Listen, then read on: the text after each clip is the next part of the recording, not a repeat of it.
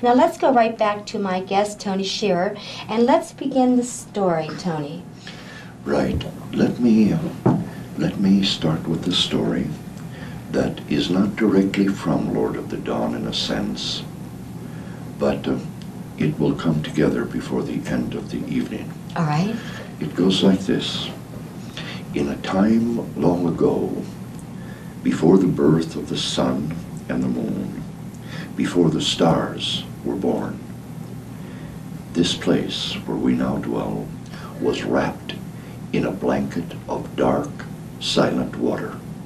There was no sun, no moon, no stars in the sky.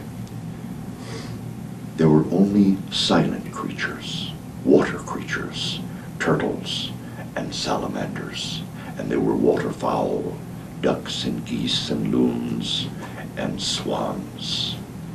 There were many beautiful birds of the water, but there was no land. Not until the Great Spirit, the Great One, the Father of all fathers, decided that it was time for the creation to take place. Far away, even beyond the limits of our imagination, there is a mighty terrestrial paradise. This is the homeland of the Great Spirit in the 13th realm beyond us, which we will never reach. There in this most sacred land, there stood a mighty tree. We could say this was the tree of life. Very special was this tree to the Great Spirit. Very special too was his sacred daughter, his only daughter, Blue Smoke Woman. It was because of her that he had come to the great tree to meditate and to think the thoughts of creation, to bring together the opposites. As he looked into the mystery, he could see it all. How his beautiful daughter must fall from the sky, how she must dance the dance of life on the back of a great turtle, and how she must give birth to the sacred twins, Lord of darkness, Lord of light. At last, they say, he spoke to the tree. He said, "Old friend, the time has come for my daughter to leave.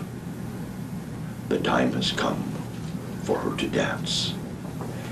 Then with his great mountains of strength, he drew the tree from the soil. There where the roots of the tree had been was a great hole, a dark chasm leading down into the world of darkness. He called his daughter and he told her this.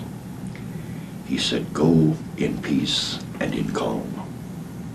Know that I, your father, will always be with you. Know that I love and honor you." He closed his great eyes and she was gone. They say she fell through the darkness, illuminating that darkness with her spiritual power, her beauty.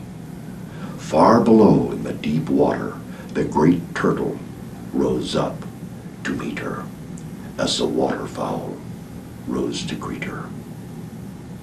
The story goes on, and it tells of how she danced the dance of life and transformed that turtle into the land that we call Turtle Island today, that the other people call North America, South America. Then the moment of birth came. The first son came in peace and in calm, brought beauty, brought light, but there were twins. And the second son, born of anger, came forth like a monster. He brought fear and pain, and for his mother, he brought death. Sky Woman was dead. Then they say that the Lord of Light the good sun, came to where she lay, and with his song of creation, he divided her body among the cosmos. They say that with her skull, he created the sun in the sky. With her heart, he created the moon and the stars and all the beauty of the nighttime.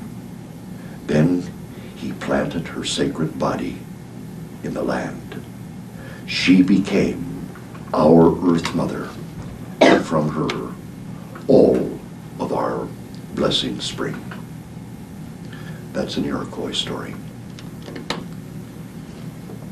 It goes back a long time, the story of the Earth Mother. Now, as far as the Earth Mother is concerned, I'd like to talk more about that, but I want to take a break.